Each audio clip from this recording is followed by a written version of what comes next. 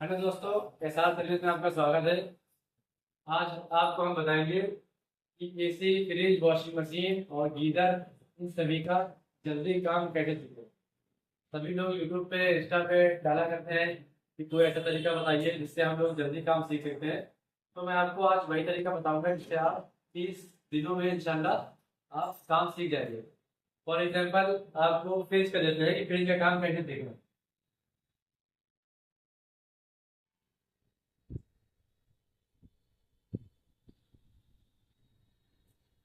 फिर इसका आपको अगर काम जल्दी सीखना है तो आपको अपने पास एक कॉपी में आपको एक चार्ट बनाना पड़ेगा, जिस तरीके से मैं बना रहा हूँ। ये हो जाएगा पार्ट, दूसरा हो जाएगा वर्क और तीसरा हो जाएगा प्रॉब्लम। सबसे पहले आपको पता होना चाहिए, अगर आपको फ्रेम का काम सीखना है तो आपको ये पता होना चाहिए कि उसमें पार्ट कौन कौन से लगते हैं और उन पार्ट का काम क्या होता है। और उसके साथ साथ अगर वो पार्ट खराब हो जाता है या काम नहीं करता है तो उससे क्या प्रॉब्लम उसमें आ सकती है। ये चीज जब तक कि आपको नहीं पता होगी तो आप जल्दी काम नहीं सीख पाएंगे। तो नंबर एक, पार्ट में जैसे ले लेते हैं रिले। अरे, रिले का जो काम होता है वो कंप्रेसर को स्टार्ट करना होता है। तो रिले का वर्क क्या है? कंप्रेसर को स्टार्ट करना। COMP compressor start. अगर आपका रिले खराब हो जाता है तो फ्रिज में क्या समस्या आती है? रिले आपका खराब हो जाएगा तो स्टार्ट नहीं होगा। अगर स्टार्ट नहीं होगा तो कंप्रेसर आपका क्या करेगा? हाई कर देगा। तो प्रॉब्लम क्या करेगा? High ampere. आपको इसका सोल्यूशन मिल गया। इसी तरीके से सेकंड ऑप्शन आपका होता है ओवरलोड को एलपी जिसे बोलते हैं। तो एलपी का वर्क क्या होता है? एलपी से कंप्रेसर में सप्लाई जाती है। जब कंप्रेसर बहुत ज्यादा टेम्परेचर पे गर्म हो जाता है तो एलपी कट कर देती है। इसी तरीके से इसीलिए ओवर एलपी लगाई जाती है। तो एलपी का वर्क क्या होता है? कंप्रेसर सप्लाई देना। COMP सप्लाई, कॉमन पे कंप्रेसर को सप्लाई देना। अगर ओएलपी आपकी खराब हो जाती है तो कंप्रेसर आपका स्टार्टिंग नहीं होता है, नॉट स्टार्ट।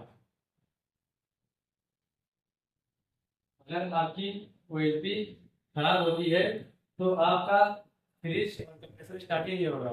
अगर आप किसी कस्टमर के यहाँ जाते हैं फ्रिज चेक करने के लिए, उसमें बल्ब जल रहा है, सप्लाई जा रही है, लेकिन कंप्रेसर स्टार्ट नहीं हो रहा है, तो उससे एक आइडिया आप ये भी लगा सकते हैं कि इसकी ओएलपी खराब है। इसी तरीके से तीसरा पार्ट होता है उसमें थर्मोस्टेट। थर्मोस्टेट थर्मोस्टेट का काम ये होता है कि कूलिंग को मेंटेन करना। फ्रिज में जितनी कैपेसिटी पे आपने कूलिंग पे लगाया है उतने पे वो कूल करके कट कर देता है। तो थर्मोस्टेट का काम क्या होता है? टेम्परेचर मेंटेन करना। टेम्परेचर मेंटेन करना। अब अगर आपका टेम्परेचर मेंटेन करना हो गया, अगर आपका थर्मोस्टेट खराब होगा तो क्या समस्या होगी?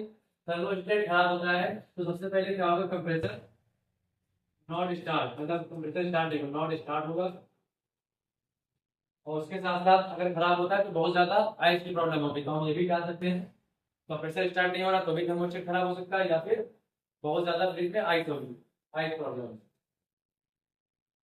आइस ओवर या ओवर आइस ज्यादा हो। उसके बाद उसमें कौन सा पार्ट लगा होता है? रेडियो हो गया, वेंटिलेटर हो गया, थर्मोस्टेट हो गया, कंप्रेसर हो गया।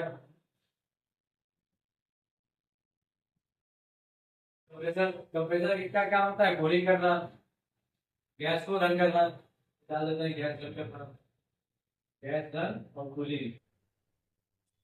कंप्रेसर खराब होगा या तो हाई एंजिन लेगा या स्टार्ट नहीं होगा। हाई एंपियर, ये आपका मतलब ये 4 से 5 चीजें होती है फ्रिज के अंदर सिंगल डोर में, जो आपको ध्यान रखनी है। अगर इसी तरीके से आप पैराग्राफ बनाते हैं पार्ट का, वर्क का और प्रॉब्लम का, तो एसी का अलग बनाइए, फ्रिज का अलग बनाइए, वॉशिंग मशीन का अलग बनाइए, विंडो एसी का अलग बनाइए, स्प्लिट एसी में स्प्लिट इंडोर का अलग बनाइए, आउटडोर का अलग बनाइए। इसी तरीके से आप इंशाल्लाह जल्दी काम सीख सकते हैं। अगर आपको हमारी वीडियो पसंद आई हो तो हमारी वीडियो को लाइक करें, कमेंट करें और इसको ज़्यादा से ज़्यादा लोगों को शेयर करें कि वो भी जल्दी काम सीख जाएं।